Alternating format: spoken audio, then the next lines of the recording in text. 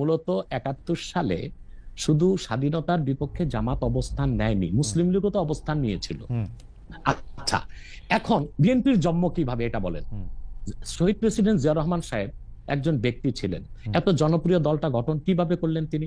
ওই প্ল্যাটফর্মে কারা জায়গা নিয়েছে? মুসলিম লীগের সব লোকগুলো এসে জায়গা নিয়েছে। তো প্রচুর পরিমাণ মুসলিম লীগের লোক তো বিএনপি আছে, তারা তো স্বাধীনতার যুদ্ধের বিরোধিতা করেছিল মুসলিম লীগ থাকা অবস্থায়। তো শুধুমাত্র স্বাধীনতার যুদ্ধের বিরোধিতার জন্য জামাতকেই ধোলাই করবেন? তাদেরকে কি ধোলাই করা উচিত না? আচ্ছা, জিয়াউর রহমান সাহেব দল করছে কাদেরকে নিয়ে জানেন? শাহ আজিজ সাহেবকে। শাহ আজিজকে। জিয়াউর রহমান সাহেব প্রধানমন্ত্রী ছিল কে? শাহ আজিজ। সে কি ছিলেন? কথা বলেন না কেন? রাজাকার। সে সবচেয়ে বড় রাজাকার ছিল। জিয়াউর রহমান সাহেবের সংসদের প্রধানমন্ত্রী তিনি ছিলেন রাজাকার, আর এই বিএনপির স্লোগানদার এদেশে রাজাকার রাখবো না। কি আজীব মূর্খ,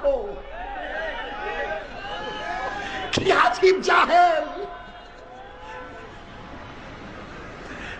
আওয়ামী লীগের তো বিএনপির উপরে ক্ষোভটাই ছিল এই যে জিয়াউর রহমান সাহেব রাজাকারদের প্রতিষ্ঠিত করেছে, অথচ আজকে নিজেদের বিরুদ্ধে নিজেরা স্লোগান দিচ্ছে। জানি না জিয়াউর রহমান সাহেব কাদের কি দল করছে, তাদের প্রাইম মিনিস্টার কি ছিল, কয় মন্ত্রীদের কতজন রাজাকার ছিল, এরা জানি না।